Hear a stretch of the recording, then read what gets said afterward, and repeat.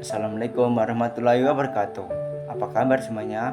Perkenalkan, nama saya Astra Pratama dari kelas PGMI.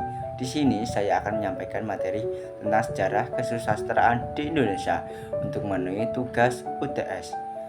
Sebelum kita membahas tentang topik utama, kita perlu memahami pengertian sastra. Kata sastra dalam bahasa Indonesia sebenarnya mengambil istilah dari bahasa Sanskerta, yaitu sas. Kata sas memiliki makna instruksi atau pedoman dan tra berarti alat atau sarana. Dalam pemakaiannya, kata sastra sering ditambah awalan su sehingga menjadi susastra. Awalan su tersebut memiliki makna baik atau indah, sehingga dapat disimpulkan bahwa kata susastra berarti hasil karya yang baik dan indah.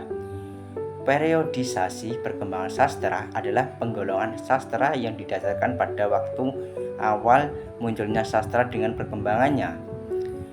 Periode sastra ini dapat dilihat dari adanya ciri-ciri sastra yang selalu dikaitkan dengan situasi sosial dan pandangan pengarang terhadap hal tersebut. Telah disampaikan sebelumnya bahwa sastra selalu menggambarkan kehidupan manusia, termasuk realitas sosial yang terjadi. Pandangan pengarang terhadap adanya realitas sosial tersebut menjadi objek karya kreatif sastra. Nah, periodisasi sastra di Indonesia diklasifikasikan menurut perkembangan zaman. Kita akan membahas tentang perkembangan sastra di Indonesia yang pertama yaitu Angkatan Punjaga Lama. Angkatan Punjaga Lama ini terjadi sebelum abad ke-20. Pada masa tersebut karya sastra didominasi dengan syair, pantun, gurindam, hikayat, dan lain-lainnya. Bahkan hingga sekarang masih terdapat beberapa upacara adat yang menggunakan pantun sebagai salah satu syaratnya. Dalam sebuah hikayat biasanya dibacakan sebagai hiburan dan pelipur lara untuk membangkitkan semangat juang pembacanya. Hal itu karena sebuah hikayat umumnya mengisahkan mengenai kehebatan atau kepahlawanan seseorang. Yang kedua adalah Angkatan Balai Pustaka.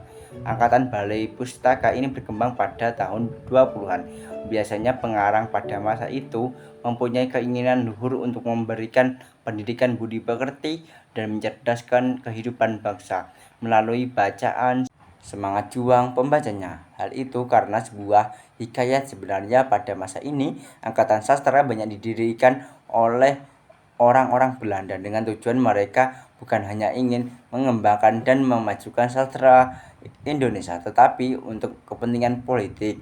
Karya sastra pada Angkatan Balai Pustaka biasanya menggunakan tema yang selaras dengan budaya kala itu, yakni mengenal kawin paksa. Peristiwa-peristiwa mengenai kawin paksa telah banyak dilakukan oleh masyarakat, bahkan menjadi kebudayaan dalam suatu daerah tertentu.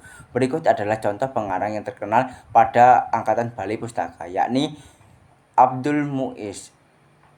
Abdul Muiz terkenal dengan novelnya berjudul Salah Asuhan.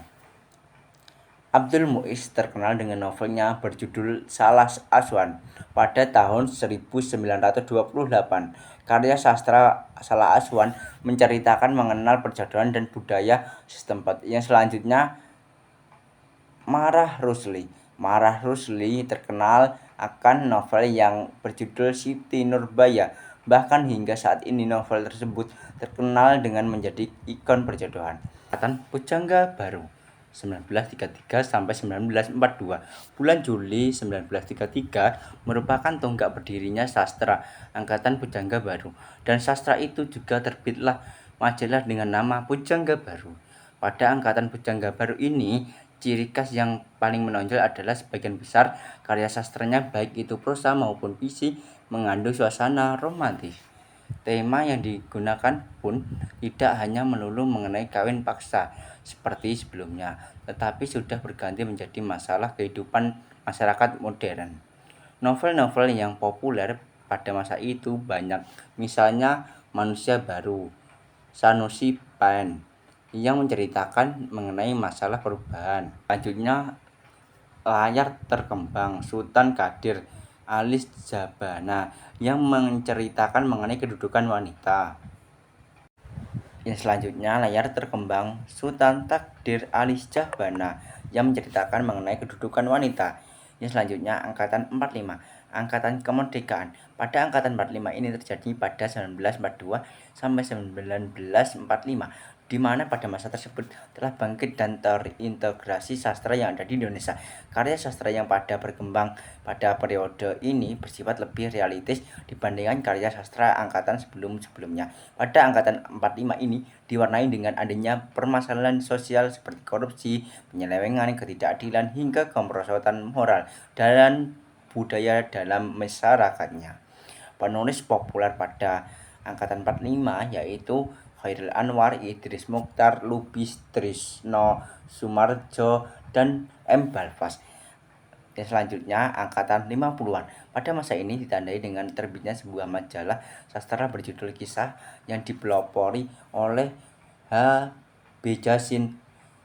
Majalah Kisah tersebut bertahan sampai 1946 dan diteruskan dengan majalah sastra lain. Ciri khas dari Angkatan Sastra tahun 50-an ini adalah sastra yang mendominasi adalah cerita pendek dan kumpulan puisi. Dalam majalah Kisah pun juga banyak memuat mengenai cerpen dan puisi. Yang selanjutnya Angkatan 66. Periode ini ditandai dengan terbitnya sebuah majalah sastra bernama Horizon. Majalah Horizon ini menjadi majalah salah satu-satunya yang terbit di Indonesia sehingga hampir seluruh halamannya berisi tulisan karya sastrawan pada kali itu. Menangkap bahwa majalah Horizon menjadi standar perkembangan sastra di Indonesia sekaligus menjadi sastra tuntutan dalam adanya sebuah majalah sastra.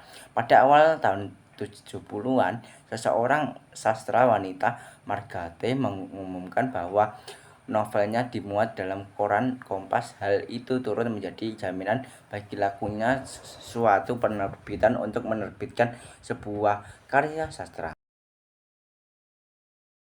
Yang selanjutnya Angkatan 80-an. Perkembangan karya sastra ditandai dengan banyaknya sastra yang menceritakan mengenai roman percintaan. Karya sastra tersebut disebarluaskan melalui majalah dan penerbitan umum. Sastrawan yang paling menonjol pada kala itu adalah Mirawi dan Margate. Karya sastra mereka populer dengan bentuk misi romantis dengan tokoh utama adalah seseorang wanita. Pada tahun 1980-an ini juga muncul sastra beraliran pop dipelopori oleh Hilman dengan serial sastranya berjudul Lupus. Yang selanjutnya adalah Angkatan Reformasi. Hingga sekarang ditandai munculnya banyaknya karya sastra seperti puisi, cerpen, maupun novel dengan berbagai genre dan tema. Tema yang paling sering digunakan adalah seputar reformasi, sesuai dengan realitas sosial yang terjadi kala itu di masyarakat. Sekian, bila ada kurangnya saya minta maaf. Wa'afu minkum wa'allahumma fiqilah wa mitarik. Wassalamualaikum warahmatullahi wabarakatuh. Terima kasih.